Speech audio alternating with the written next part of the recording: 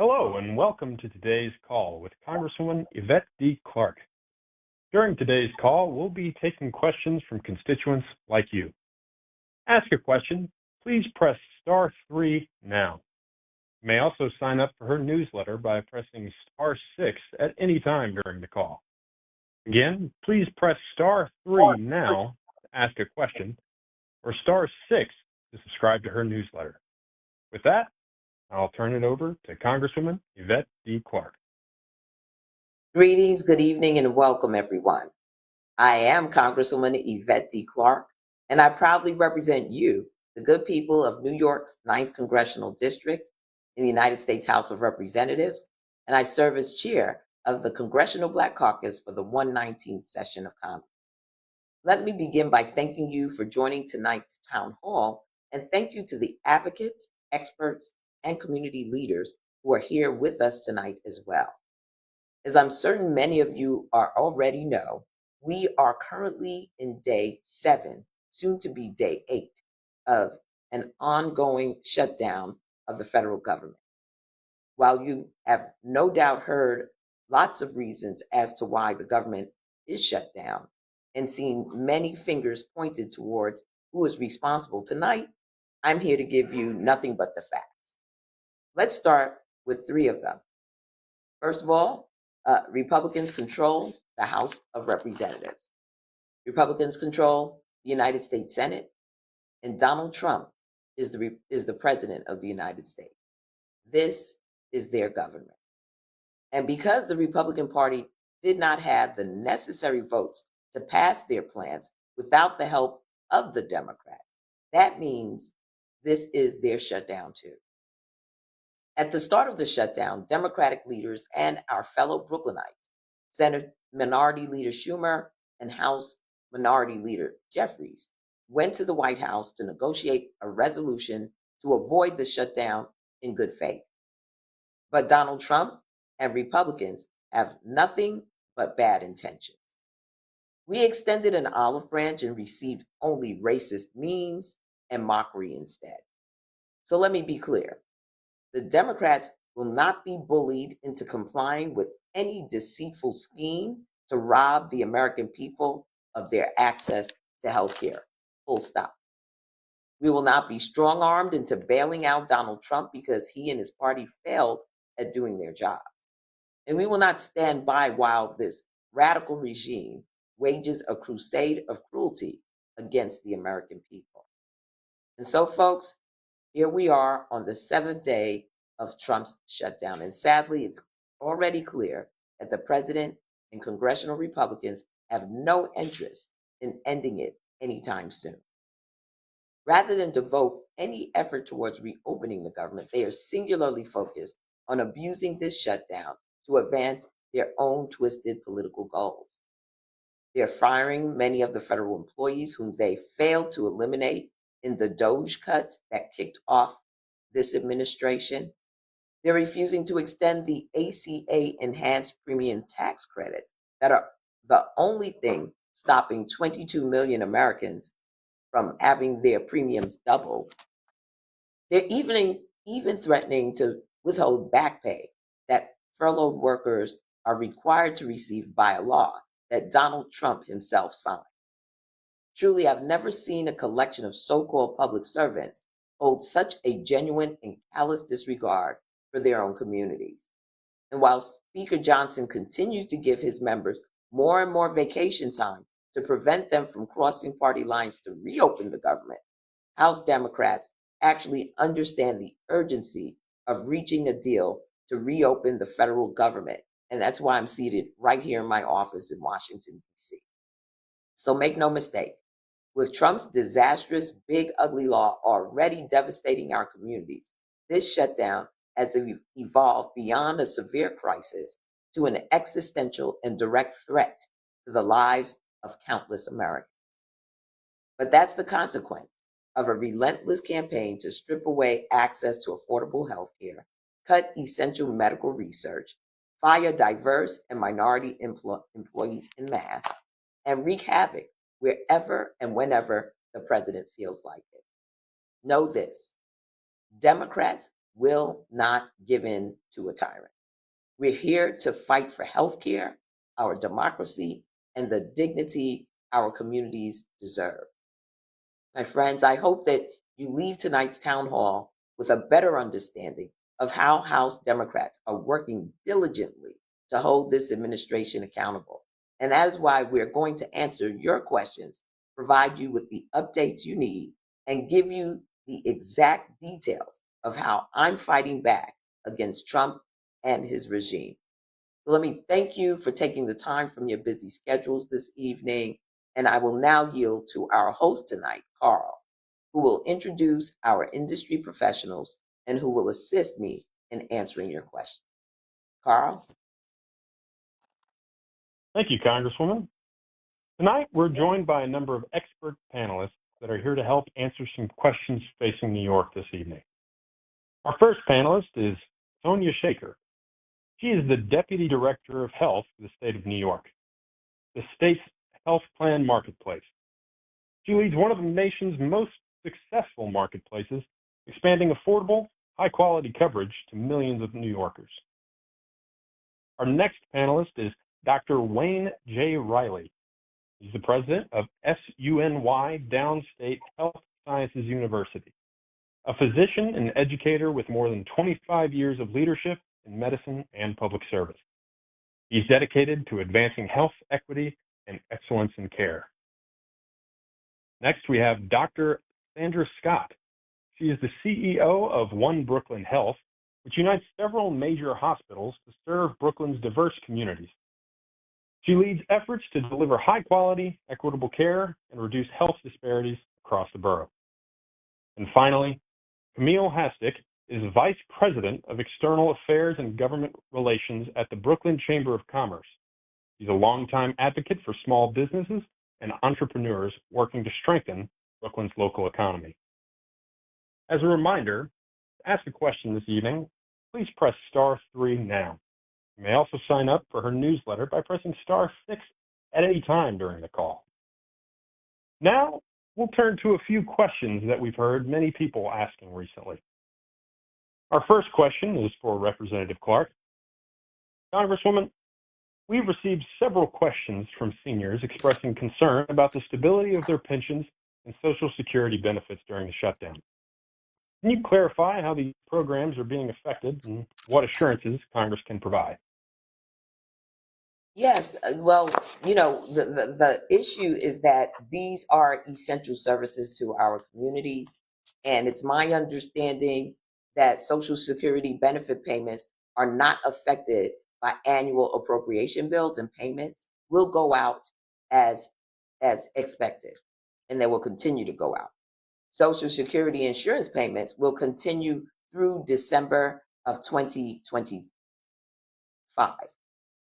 In addition, the Social Security field offices and the national 1-800 number will be open, and the Social Security Administration will continue to take and process benefit applications, issue and replace Social Security cards, and respond to most customer problems. This is what we are expecting. Well, thank you very much, Congresswoman. Our next question is for Camille Hastick. Camille, what are some examples of the potential fallout for small businesses if the enhanced premium tax credit expires at the end of 2025? With the potential expiration of the enhanced premium tax credits to expire in 2025, the tax credit system would revert to the pre-enhancement ACA standard, which would mean stricter income limits, less generous subsidies, and more out-of-pocket cost burdens for many individuals. There are several risks and challenges that are upon the horizon. Sharp increase in insurance premiums for many individuals, increased financial stress on employees and entrepreneurs. Employers may choose to withdraw of coverage, adverse selection and market destabilization, and administrative chaos and uncertainty during shutdown.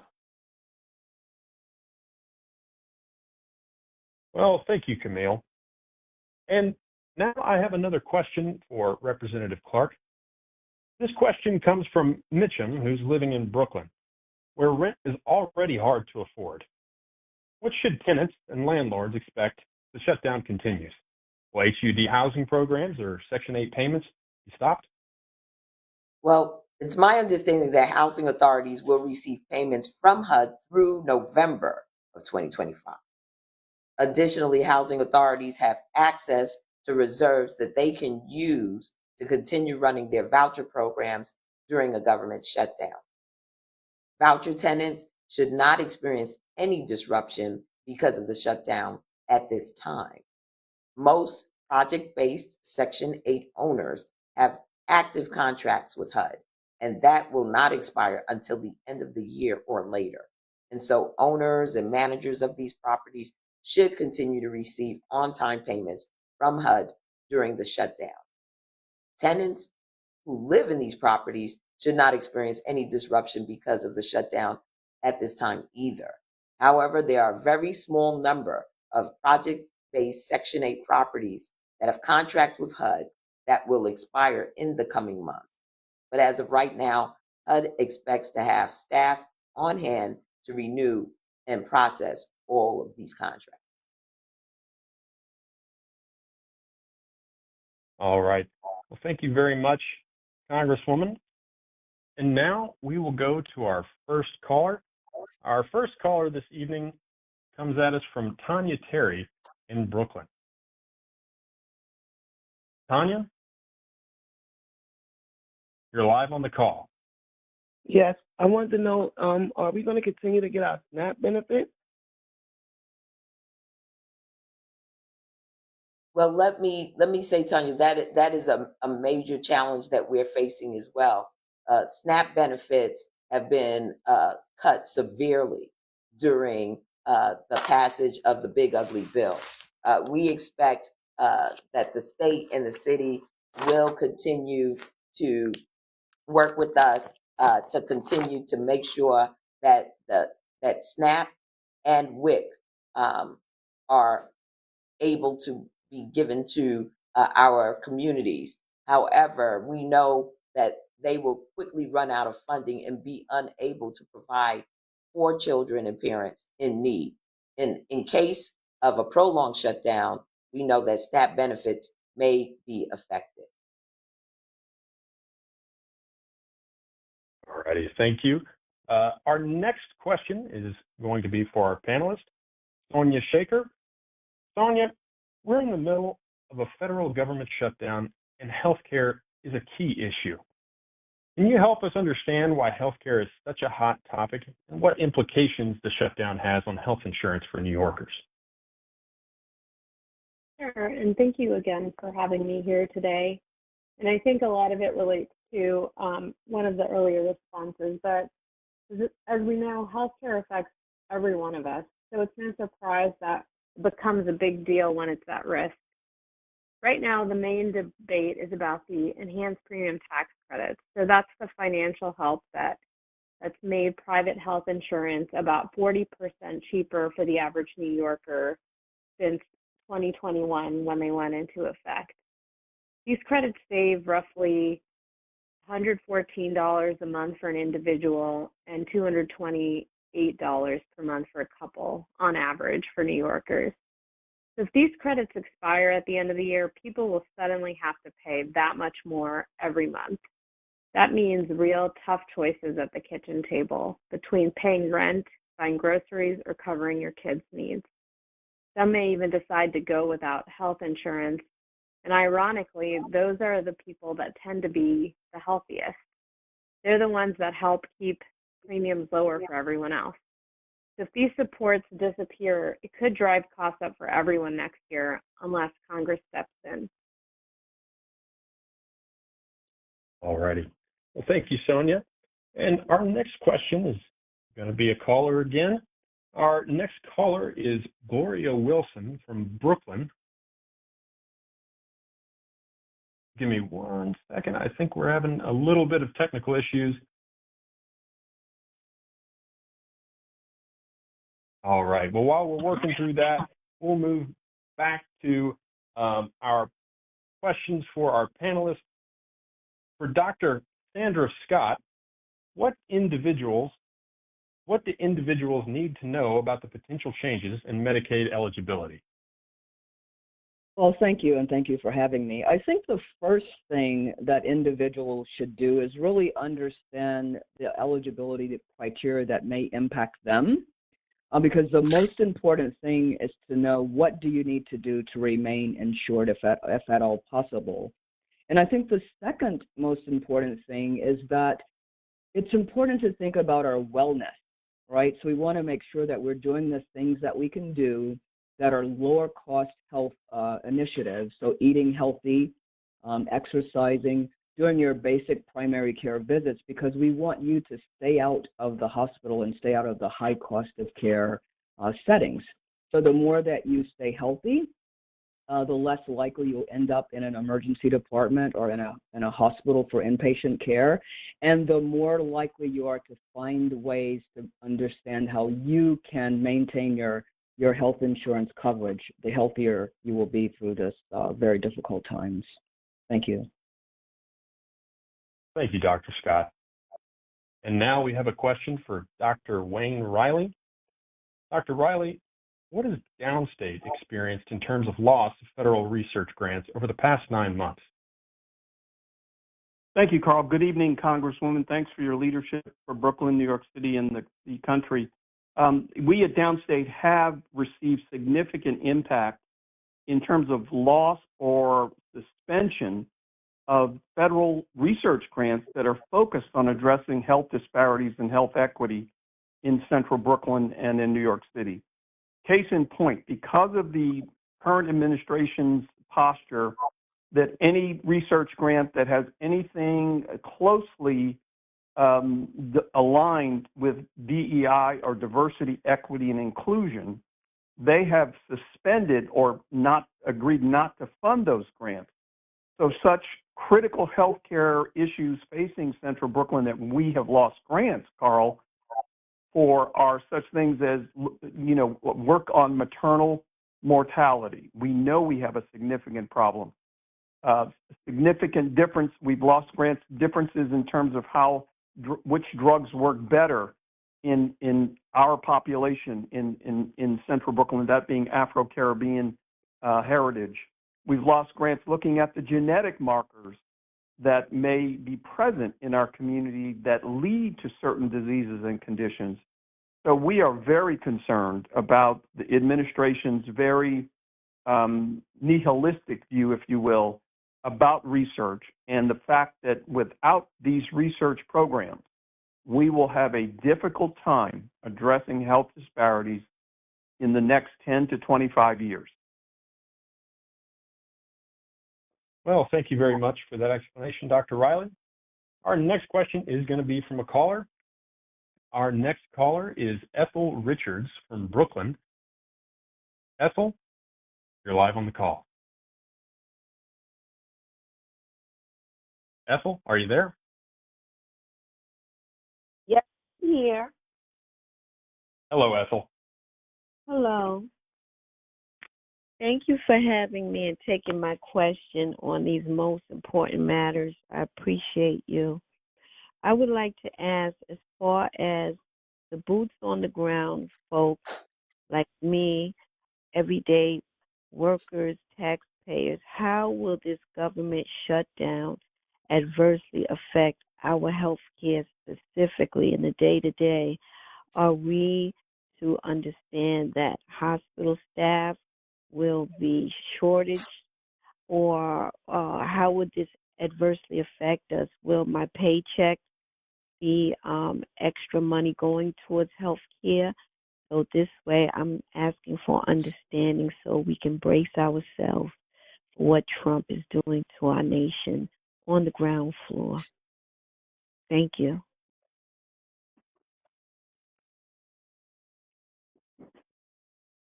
Well, thank you, Ethel. I want to ask either Sonia, well, we have 3 medical professionals on this call, and I think each of them have a good perspective. So I'm going to start with Sonia, touch base with Dr. Riley as well on this question of what will happen, what will the effect be for our community with this shutdown? Will it cause lower staffing in the hospitals, and how will insurance be impacted? Sonia? Yes, happy to jump in. So from a health insurance perspective, today we're still everything around the coverage that New Yorkers get today through the New York State of Health is not changing. As far as we know, we confirmed with our federal counterparts that we are continuing to get payments for the programs that we have for now. So in the immediate future, from a health insurance perspective, there aren't any changes, but I'll definitely pass it on to my colleagues, provider colleagues, to jump in from the hospital side. Yeah, this is Dr. Riley again. Yeah, I agree with Sonia. There is no immediate effect. That's if there's a silver lining in this shutdown, in the day-to-day work we do, and I'm sure Dr. Scott at our affiliated institution, One Brooklyn Health, can attest. We continue to see patients. We continue to deliver babies. We continue to perform surgeries. We continue to perform visits for diabetes and high blood pressure. So none of that is changing. So please do not think that the government shutdown has stopped any of us from seeing you and taking care of you and your family members. Now, again, if this goes on for prolonged periods of time, there may be some effects in terms of the flow of federal payments, particularly from Medicare and Medicaid, that supports the work we do at all of our hospitals. So I agree with Sonia. In the near term, good news. We're open for business. We want you to come. Please come take care of your health, as the Congresswoman has said. And so again, we're ready to serve you. We're ready to serve your families. Dr. Scott, would you like to add anything? Yes, absolutely. I agree 100%. I think it's, kind of what I said earlier. I think it's extremely important that you take care of your health, because the most important thing is for you not to require, hospitalization, emergency department visits. Those types of visits are the higher cost of care visits. And so should your insurance be impacted down the line, the whole idea is for you to stay as healthy as possible and support your family staying healthy. And that's what we're here for, to help you do just that. Thank you so much. Absolutely. But, there are so many people who live in the 9th District that unfortunately have chronic conditions. We just want to make sure that their regular visits with their primary care physicians and for any specialists that they may have to visit, that won't be disrupted, so that they can have their continuum of care available to them. And right now, we don't see that on the horizon. But again, this is uncharted territory. We are here in Washington battling, quite frankly, over healthcare. Previous shutdowns, this was not a major issue, but with the massive cut to Medicaid that was done in the big ugly law, as well as the sunsetting of the tax credits that undergird the ACA. We're in uncharted territory, and we want to make sure that the people of the 9th District of New York are well educated about this. And that's why I've signed on to a number of letters with my colleagues urging Speaker Mike Johnson to call the House back into session so that we can come together and be able to actually negotiate with Leader Jeffries to extend the ACA credits and lower the healthcare costs for our communities. But thank you for that question, Ethel. Thank you, Congresswoman.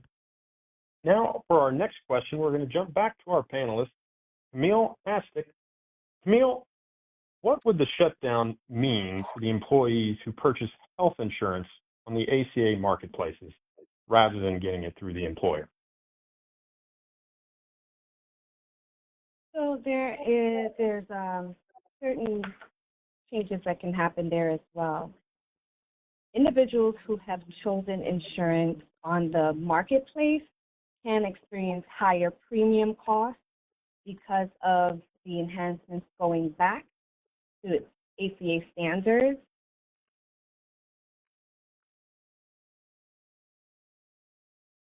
As subsidies vanish, many healthier people might exit the exchange markets because the net cost becomes too high for them.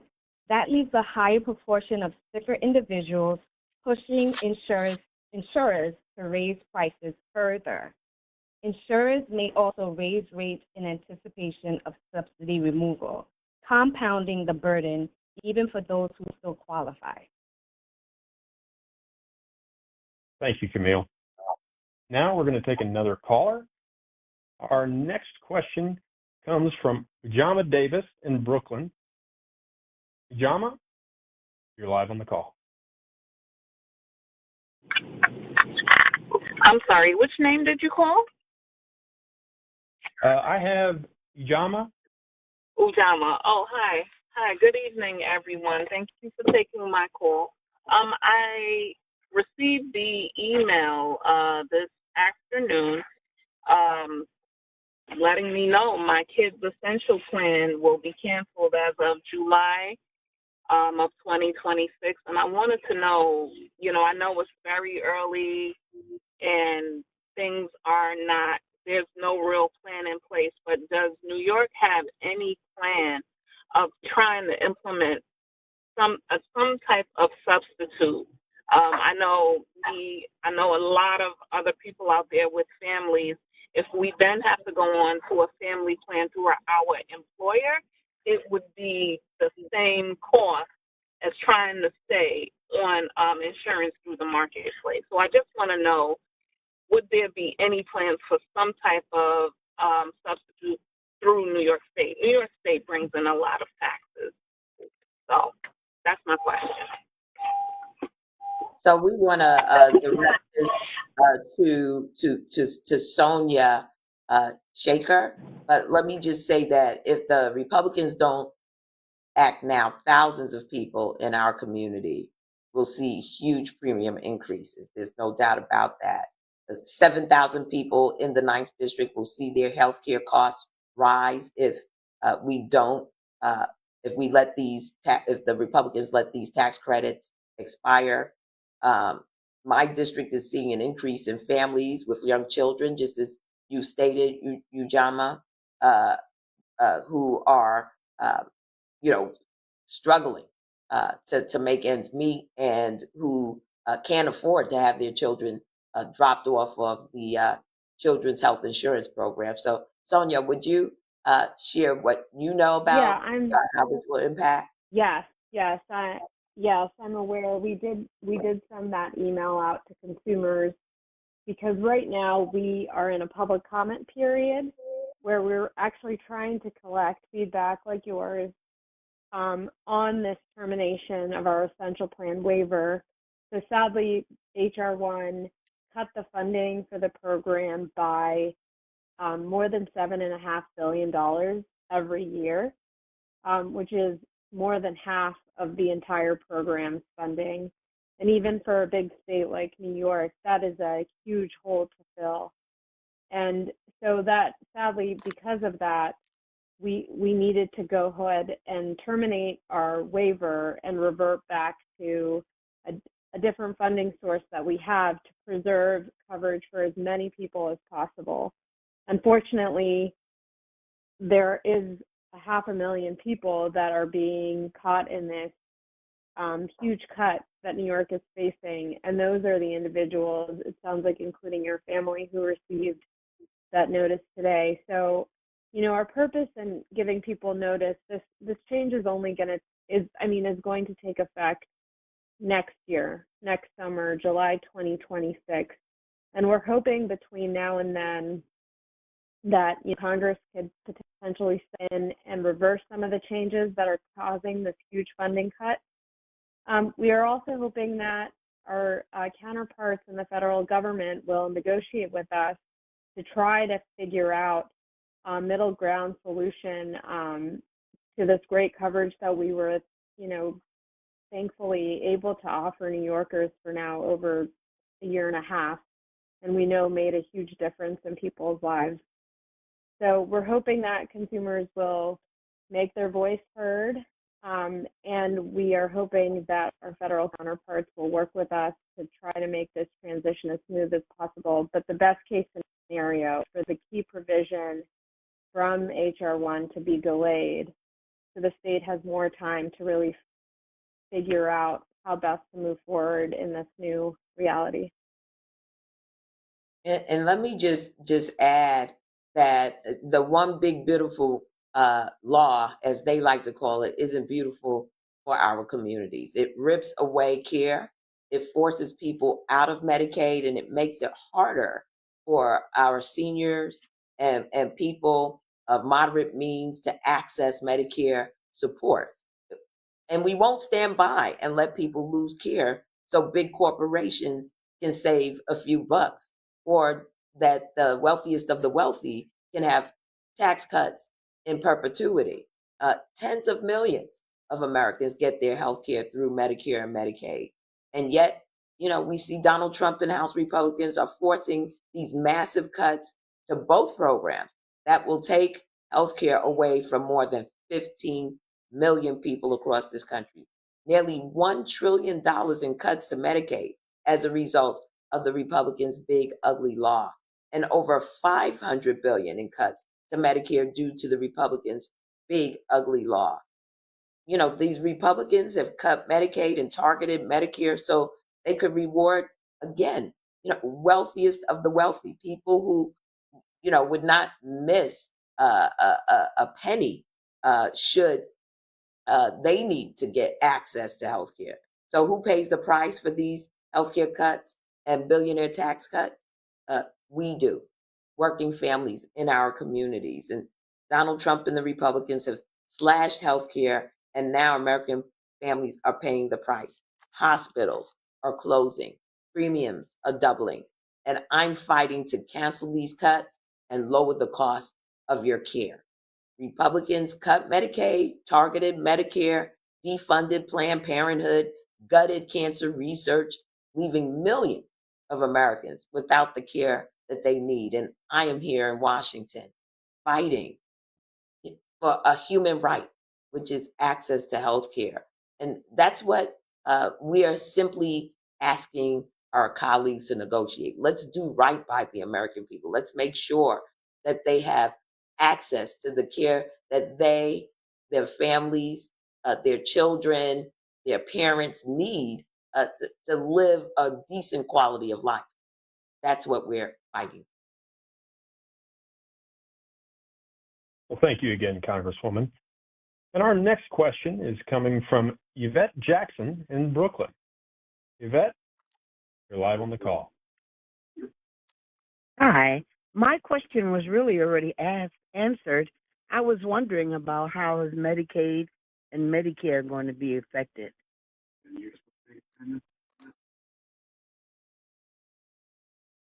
How is Medicare going to be affected was your question? Yes, ma'am. Yeah, well, the big ugly law has a direct bearing on Medicare. We expect that about $500 billion in Medicare will be cut as a result of the big ugly law. That's going to have a ripple effect throughout the system. And so, we're battling to preserve the integrity of what we know are the benefits that our seniors have worked hard for. They're really an earned benefit. And, that's the battle. But our colleagues just don't get it. They're hardwired on these tax cuts for the wealthy. Thank you, Congresswoman. Our next question is actually an online question, and it's coming from Alex. Alex says, "Good evening, Congresswoman. Per news sources, it has been mentioned that most federal employees may not receive back pay from the current administration. Has Congress discussed any measures to provide back pay? How would it impact New York unemployment?" This has been an ongoing threat with this administration ever since the shutdown. It's their way of bullying the American people into submission and being complicit with the cuts to health care. We know that this will devastate our communities. And so Trump wants to use the shutdown as a cover for purging civil servants to advance his long-term agenda of firing career and nonpartisan federal employees, also known as reductions in force, and permanently destroying critical services. We've already seen what happens when the administration tries large-scale layoffs: chaos, backtracking, even reposting jobs for recently laid off employees. The Trump administration has no legal authority for shutdown layoffs, nor for withholding the back pay of those employees who are being furloughed through no fault of their own. This government shutdown gives zero new authority to withhold that funding. And I recently signed on to a letter alongside my House Democrats and senators demanding answers from OMB regarding the recent updates from the Trump administration on back pay for furloughed federal workers, reminding the administration of the Bipartisan Government Employee Fair Treatment Act of 2019, which mandates that furloughed federal workers must be provided retroactive pay once the government reopens. Now, whether they will adhere to the law, is another question, because we have seen with this administration a reckless disregard for the laws that have been passed and signed into law. It's what's so ironic about this law is this is a law that was signed by Donald Trump himself. But again, we've had so many instances where this gentleman has not been honorable in following the laws of our land. So I hear you, Alex, and we're hoping to press this matter. It's one that may end up in the courts, unfortunately, which is where a lot of our issues have ended up, where the administration has overreached and has been found in violation of law. Thank you, Congresswoman. Thank Our you. next question is coming from a caller, Rolanda Telsford in Brooklyn. Rolanda, you're live on the call. Hi, thank you so much, Congresswoman, for having this telephone info session and getting us together. Everything that's said has helped me become much more informed, and you've made it very easy for us. And thank you to all the panelists here tonight. My name is Rolanda Telsford-Hastic. I have a question about immigration. So our immigration court hearings, they've been impacted by shutdowns in the past. And so I'm just wondering, currently, are they delayed or are they canceled? Well, I mean, again, with this administration, there's no telling what they'll do. They have been hardwired on making the immigration process extremely hard for those who are called to court or who have business before immigration judges. So there's no telling. Having said that, federal courts are supposed to continue to operate during a shutdown, and courts will continue to hear cases, discharge their constitutional duty, even once their funding and including court fees and reserve funds have lapsed. These are essential services similar to the TSA at our airports and the air traffic controllers. District and appeals courts will not allow President Trump and his administration to use a shutdown as a blank check to violate the law and the Constitution. And the administration assumes no new constitutional or legislative powers in a shutdown that would disrupt. Unfortunately, we have seen all manner of chaos breaking out in our immigration courts. So it's really no telling. I would hazard to think that they will keep them open, because that has been, unfortunately, a portal that they have used to apprehend individuals that they want to add to their numbers of deportees in the United States. And so I don't see them shutting down immigration courts. But again, it's no telling with this administration. Thank you, Congresswoman. Our next question is for panelist Dr. Sandra Scott. Dr. Scott, how is hospital funding impacted by the One Big Beautiful Bill Act?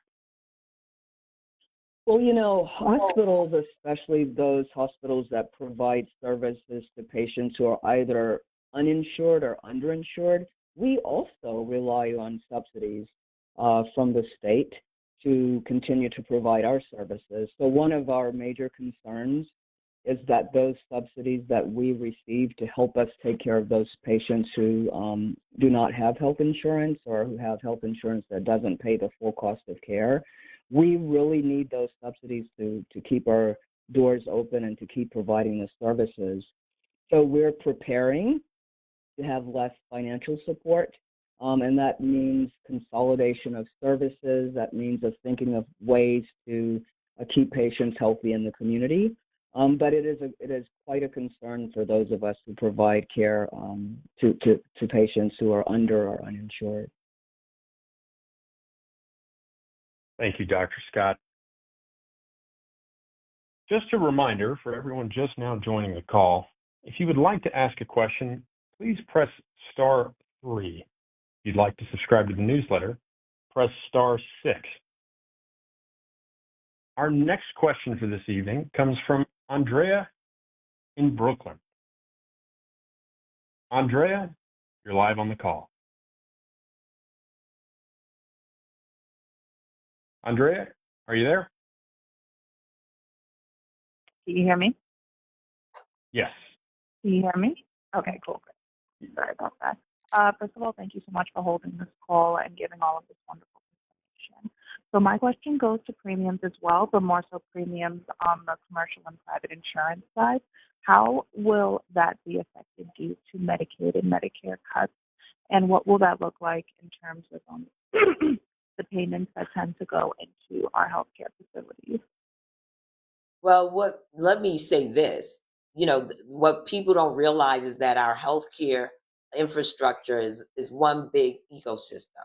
And one of the issues that we are confronting is that with the massive cut to Medicaid, the implications around Medicare, with the sunsetting of the tax credits in the ACA, the impact will be devastating for everyone who uses health insurance. We expect to see premiums, deductibles, and copays skyrocket if we don't do something during this time to mitigate it. And that's what part of this conversation in Washington is about as well. All of us, whether we receive our health insurance through our employers or through Medicaid or through the marketplace or are in a situation where we can afford our own private insurance, everyone's rates will be going up. Like I said, your premiums will go up. Some people have estimated that it will go up as much as 180% over the next year. 7,000 people in our district will see their healthcare costs rise if these tax credits expire. For a 60-year-old couple, for instance, earning $82,800 a year, their annual premium will rise by $13,848. That is a 229% increase. In my district, we're seeing increase in families with young children. For a family of 4 earning $64,000 a year, for instance, premium costs will cost an estimated $2,000 more for families in health, for their family's health care. For a family of 4 earning $129,800 a year, their annual premium will increase by a whopping $30,738, a 340% increase. So this is not anything to play around with. And I don't understand what my colleagues are doing on the other side of the aisle if they're not focused on addressing this issue now. The people are saying, oh, we can kick the can down the road because this won't happen until next year. But guess what? The marketplace opens next month. Open enrollment begins on November 1st. So we've got to get this situation resolved. And we have found that when things are kicked down, when the can is kicked down the road here in Washington, D.C., that can mean that we will never get to addressing the issue. And that's why we've got to use this moment that we have to really impress upon the Republicans, Speaker Johnson, uh, uh, uh, Majority Leader Thune on the Senate side, and Donald Trump himself. They have got to do something now. We can't wait. We just can't wait. Can you imagine, your premiums going up by 229%? That would be devastating to everybody. And in a high cost of living city like New York, that's devastating. That can make the difference between, people being able to make their rent and pay for groceries, pay for their kids' college tuitions, and not being able to maintain those things. We've really got to demonstrate, how devastating this will be to the American people and hold the line on what we're doing in order to make sure that we bring some stability to our healthcare in our nation, and that our people will receive this as a human right, and we won't allow for the greed of the wealthiest in this nation to set us back, in terms of our healthcare. We just can't allow it. Thank you, Congresswoman. I know, Dr. Our Riley, next question. Sorry about that. Not You a can go ahead, problem. Carl. Our next, thank you. Our next question comes at us from Shalon Robinson in Brooklyn. Shalon, you're live on the call. Hello. Good Hello? evening, everyone. Thank you for having me. Hello. Hello. Good evening, Shalon. Yeah, we can hear you. Hi. Thank you for having me. Thank you for this town hall that we're having right now. I just wanted to know. I understand this. What type of solution? I would like to understand what type of solutions and plans that are being discussed to ensure that workers can continue to receive pay during the shutdown. Many of us are struggling to manage financially, and it's important to know what steps are being taken to support the employees in this situation. Additionally, I also would like to for an explanation on why other higher level members of the government are receiving pay while regular federal workers are not. It feels a little unfair and discouraging to us. And I believe many of employees deserve clarity on these type of issues. Absolutely, Shalom. Well, let me tell you, if you are furloughed or laid off from the federal government or jobs funded by federal contract, meaning you're not working and not being paid, then you are likely eligible for unemployment insurance and should contact your our New York State office to apply for benefits. But federal workers who later receive back pay will have to repay their unemployment benefits at that point. So I don't want anyone to believe that if you are reinstated, that taking unemployment insurance is end all be all. It's not, and I want to make sure that our folks are not caught up, particularly with this very vindictive administration in place. But I understand the hardship. Being here in Washington D.C., where we, this is the DMV area as it's termed, has lost so many workers during those Doge days, and they continue to be under threat each and every day here in Washington, D.C., and this is happening across the nation with our federal employees and federal contracts. We're trying to do everything we can to provide as soft a landing as we possibly can for folks. And so, again, it will be a situation where if you are not being paid and you're not working, you would be eligible for unemployment benefits. Well, thank you, Congresswoman. Our next question comes from Bridget in Brooklyn. Bridget, you're live on the call. Thank you. Good evening, Congresswoman and panel. Thank you very much for this great information and for taking my call. I have so many questions, Congresswoman, but I would like to start with Medicare. My question is, Medicare being federally funded actually coming from a person's salary over the 40 or 10 years that they work to get those 40 units, how is it that Medicare can be just shut down? I mean, your Part A is already paid for, and we continue to pay for Part B. Now, I do know and understand they have programs out there like the Medicare Savings Program that will pay for a person's Part A and B if they don't have those units under circumstances, if they're underage and they're disabled or, they're low income. How is it that could just be shut down? And then another question I have is with Medicaid. I'm losing my train of thought. And my third question was, how is all of this affecting the food pantries for the seniors? Well, let me start by saying that we all acknowledge that Medicare is an earned benefit. But what these individuals have done is they've looked at wherever they can cut, whether it's in the Medicare Plus space, whether it is other federal subsidies that have been supporting different Medicare programs to cut, which is going to have it's going to have a ripple effect within Medicare itself. And we estimate that will be upwards of $500 billion cut out of Medicare by this administration.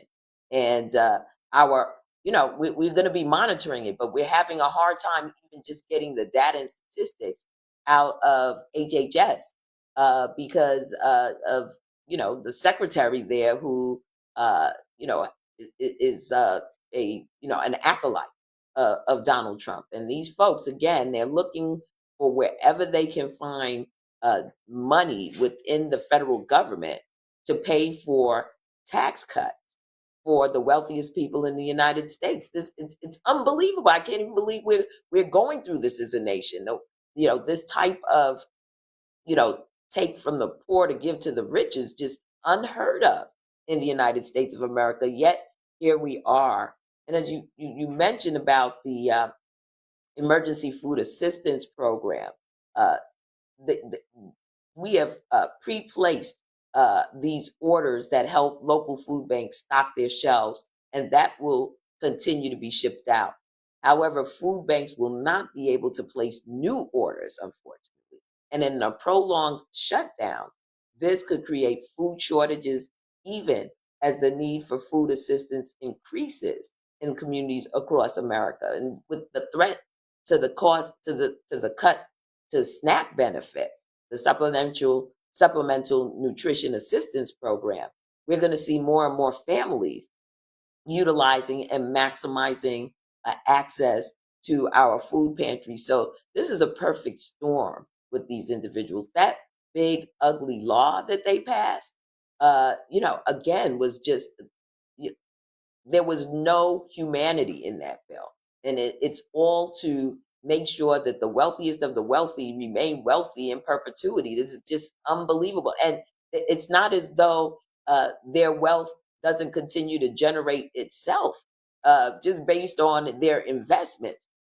They're extracting funds from the federal government to make sure that these individuals continue and accelerate their wealth at the expense of all of us who have relied on the sort of social safety net, the undergirding of the American people. And it's unfortunate. We're talking about the Ninth District of New York, but this is across the country, urban and rural communities. You know, the hospitals are shutting down at a record pace in rural America, and farmers are also, really bearing the brunt. Now, we rely on these farmers to help us with our food pantries. The whole ecosystem is being disrupted out of greed, and quite frankly, out of cruelty. Thank you, Congresswoman. Our next question is for Dr. Wayne Riley.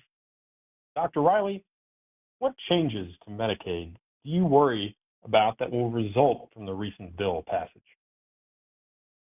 Well, thank you, Carl. I do have significant concerns with the changes in Medicaid eligibility. And what that means for the listeners is that because New York State was one of the states that expanded its Medicaid program under Obamacare, New York's Medicaid beneficiaries will have to re-sign up for Medicaid every 6 months, as opposed to possibly yearly. Now, again, this is a sinister sort of plan put in place by the One Big Beautiful Act that, human nature being human nature, the administration and the Congress on the Republican side knew that because you put a roadblock in front of Medicaid beneficiaries to make them re-up every 6 months, that there's a high percentage of Medicaid beneficiaries and New Yorkers and folks in Brooklyn who will just sort of throw up their hands and say this is too much of a hassle. It'll require that Medicaid beneficiaries get certain forms signed by their doctor, which again is a problem. That we understand the administration possibly may ask Medicaid beneficiaries to get these forms signed by their doctors and then to fax it to a 1-800 number yet to be determined. So again, we haven't used fax machines all that much in the last 10 years. And I suspect that many members of the Ninth District that Congresswoman Clark serves doesn't have access to a fax machine. And if the second backup plan is to mail it, again, the amount of paperwork that is going to be required to keep a Medicaid beneficiary on the Medicaid rolls will be very difficult. And as a result, some people will fall out of coverage for Medicaid because of these changes coming down the pipe because of the One Big Beautiful Bill. That is the way they, quote unquote, save money, because they've already figured out that with these eligibility changes every 6 months, that a certain percentage year over year will not have Medicaid coverage and will be dropped from the Medicaid rolls in New York and other states, particularly those states around the country that expanded Medicaid under Obamacare. Thank you, Dr. Riley. Our next question comes at us from Shannon in Brooklyn. Shannon, you're live on the call. Yes, hi. I didn't really understand. They kind of answered the question about Section 8, but I was confused about the difference with HUD and Section 8. So can you just elaborate a little bit? Sure. We don't expect there to be any significant changes in Section 8.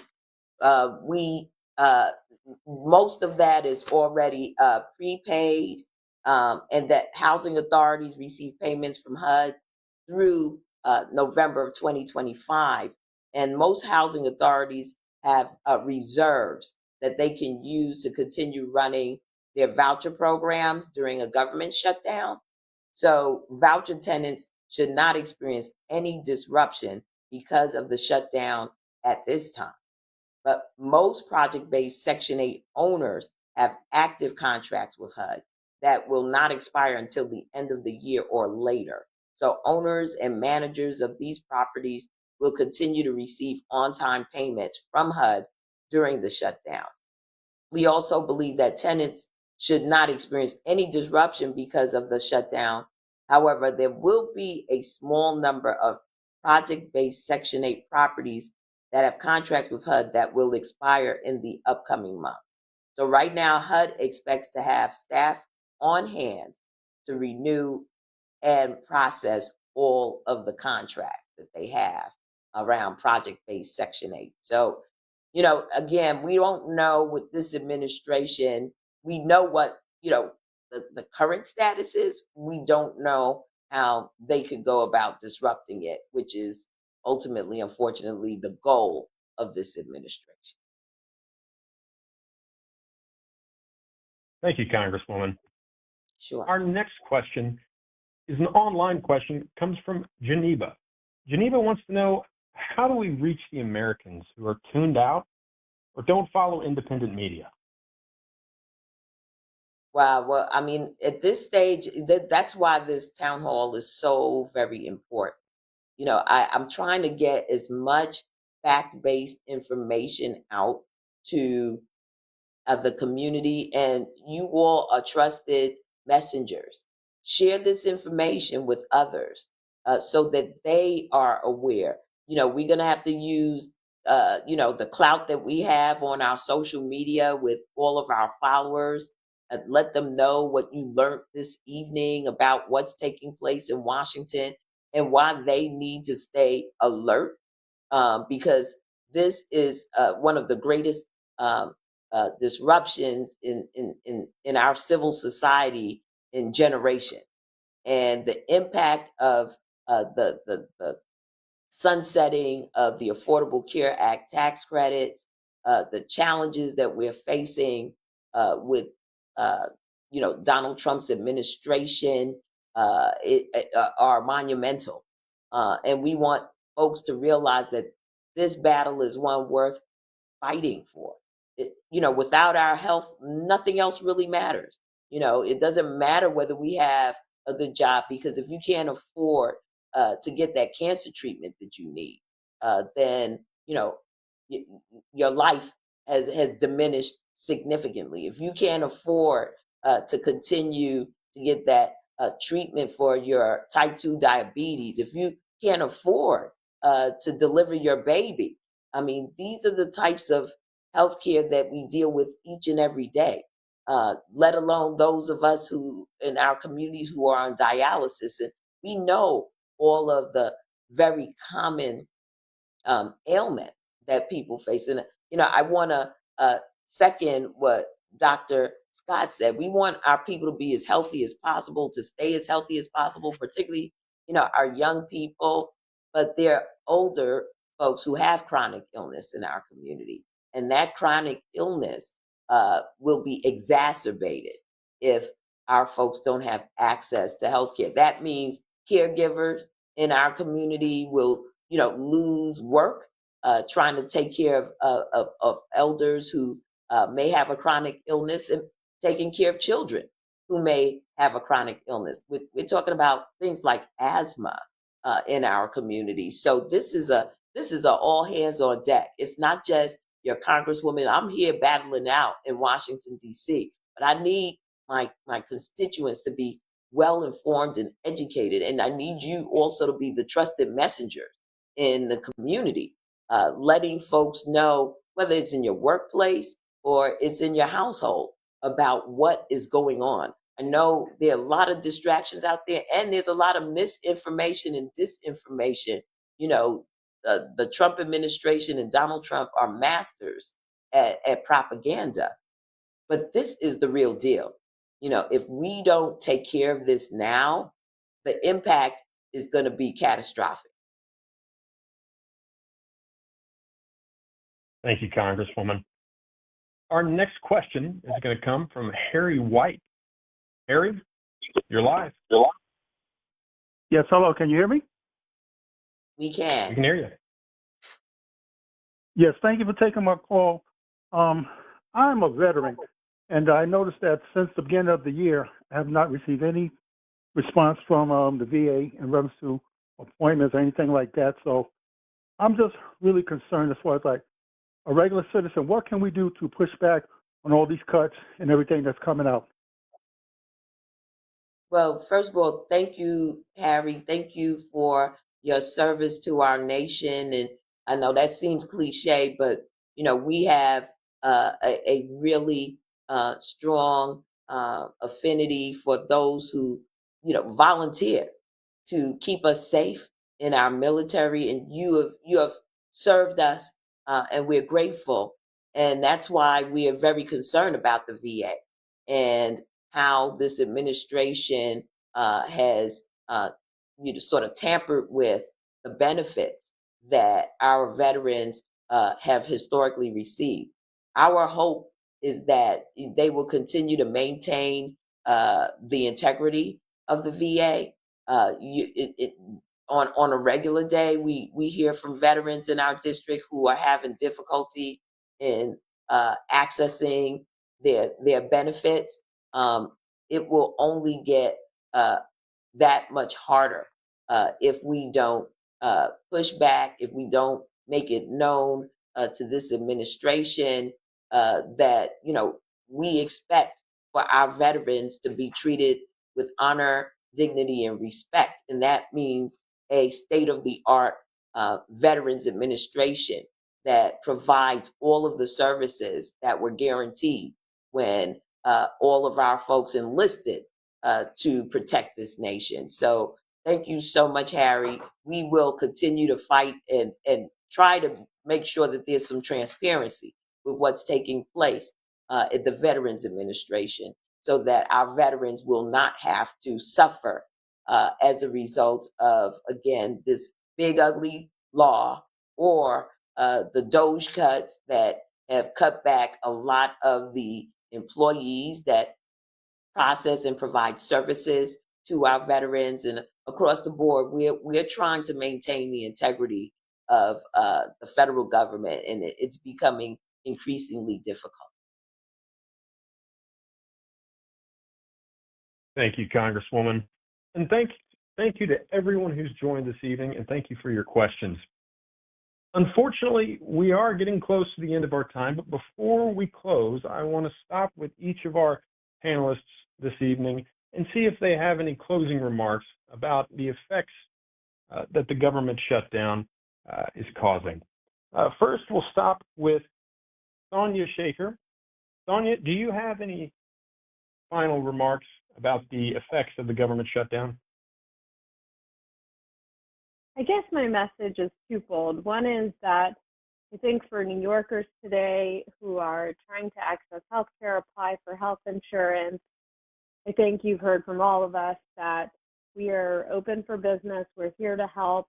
I think if this shutdown drags on a lot longer, we'll have to sort of evaluate that ability. And of course, on the marketplace side, if there are any changes to your health insurance or anything that will impact your coverage, we will always communicate that information with you.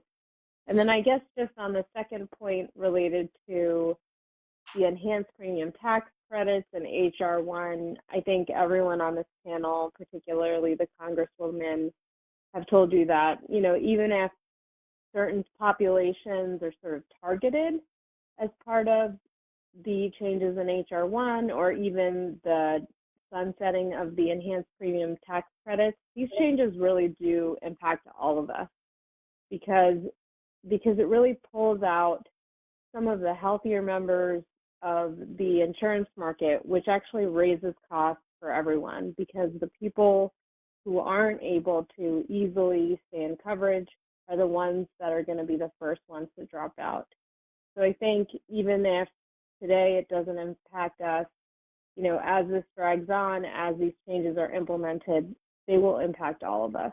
So thank you again for having me and giving me the opportunity to share this information with you. Thank you, Sonia, for joining tonight. Next, we'll go to Dr. Riley. Dr. Riley, do you have any closing remarks? Yes, absolute delight to be here. Look, we should all recognize, and I think you've heard it from Congresswoman Clark, that the fight to keep health care, whether it be Medicaid, Medicare, or through the private exchanges, is a critical piece of taking care of our community. We can be concerned about health disparities until the cows come home, if you will.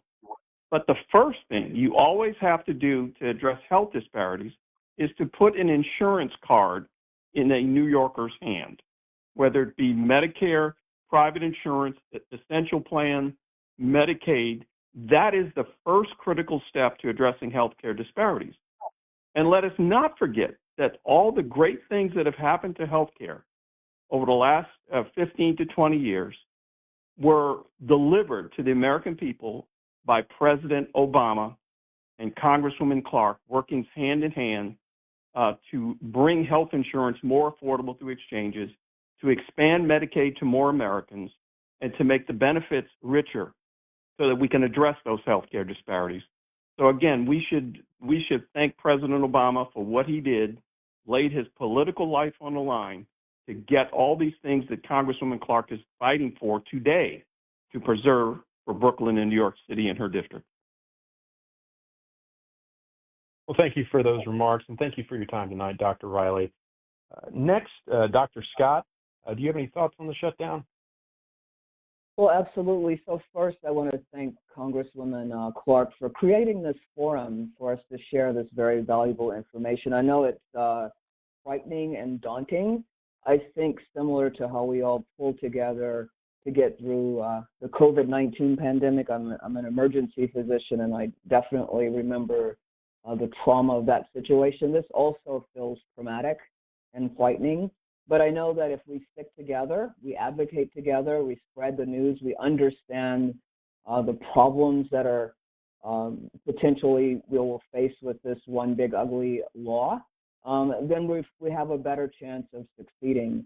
We as a health system and healthcare providers are here for you, and we're going to do everything possible to ensure that we maintain the services that you need in order to stay healthy. So thank you so much for the forum, and thank you for having me. Absolutely, Dr. Scott. Thank you. And our final panelist, Camille Hastick, do you have any thoughts? Yes.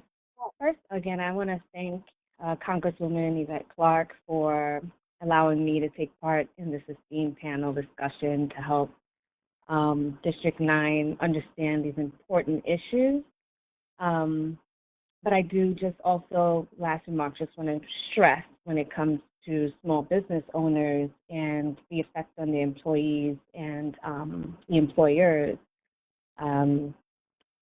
As our health insurance costs balloon, employees may struggle with affordability, as mentioned before, forcing them to downsize coverage, skip needed care, or drop insurance altogether.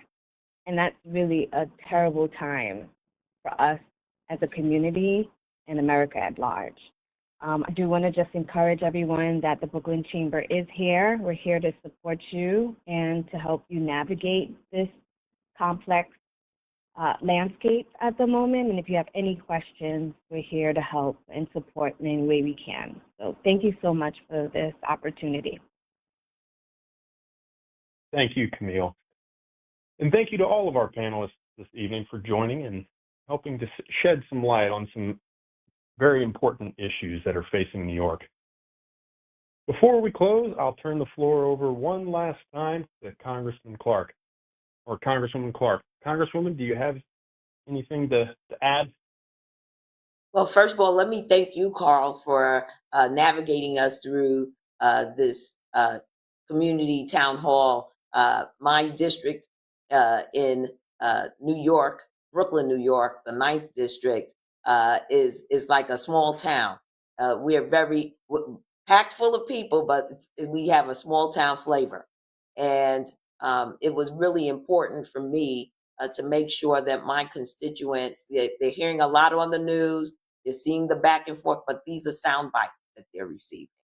And they don't know all of the battles that are going on behind the scene. I wanted to make it plain to everyone. So let me thank all of my constituents who have joined us this evening, all of those who submitted their questions. For those who we weren't able to get to your question, we will make sure that if you've provided us with your email address, that we get the responses to you directly so that you can be trusted messengers, as I've spoken about, to make sure that we spread the word on what is happening here in Washington, D.C., and why we have to win this battle with the Republicans. Listen, what makes the Congress actually work is when we come up with bipartisan solutions. We negotiate and we come out with the best outcomes for the American people.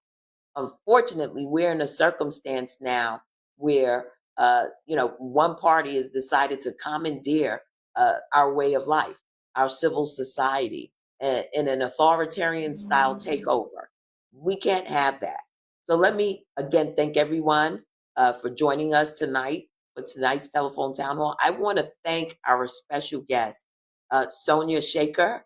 Let me thank you from the New York State Department of Health for being here to really make it plain for the people of the Ninth District of New York the role that the New York State Health Department plays in our lives. Let me thank Dr. Wayne J. Riley of SUNY Downstate Medical Center and Medical School for your brilliance, for bringing to the table all of the issues and concerns that we have, particularly around the research that SUNY Downstate has done into health disparities and why it's so very important that we maintain the integrity of your institution so that we can get better outcomes for this generation and future generations to come. Let me thank Dr. Sandra Scott of One Brooklyn for your outstanding leadership and the work that you have done to keep Brooklynites healthy in some of the most challenging circumstances and most challenged communities. And again, thank you to Camille for brilliantly repping the Brooklyn Chamber as their director of external affairs and sharing with us. I think people don't recognize that Brooklyn, New York is home to uh, tens of thousands of small businesses. These individuals are mom and pop establishments and they get their health care through the ACA. They're employees. And sometimes, we're talking about 5, 6 people maybe that are getting their health care through the ACA. All of this has a dramatic impact on our communities and how we access, the services on the ground in our commercial corridors in our city. And I, again, want to thank Carl for moderating tonight's call. Truly, our communities owe uh, a debt of gratitude to each and every one of you who have uh, set the time aside this evening to share your insights with the people of the Ninth District of New York. And to my beloved community, if there's one takeaway from tonight, let it be this.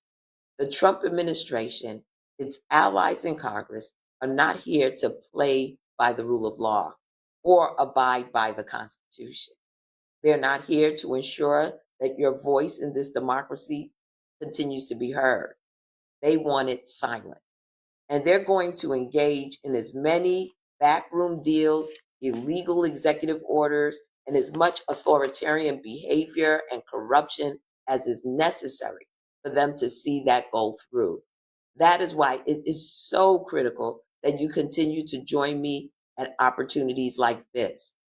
This shutdown of the federal government is just one front of an all-out assault on our families, our neighbors, our communities, and everything and everyone that we hold dear.